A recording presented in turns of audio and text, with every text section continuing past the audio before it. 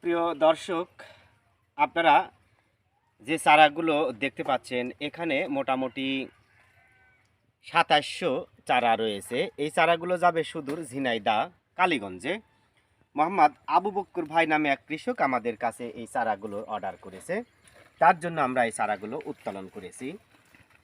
আপনাদের যদি চারাগুলো দেখাই তাহলে সহজেই বুঝতে পারবেন। দেখেন, অত্যন্ত মানসম্মত বাড়ি লতি রাজকোষে একের অরিজিনাল বীজ। দেখেন, চারার গোড়াতে কিন্তু লতি রয়েছে, সব চারার গোড়াতে লতি রয়েছে। দেখেন আপনারা লতির মান বা বৈশিষ্ট্যগুলো দেখেন, অত্যন্ত মানসম্মত লতি।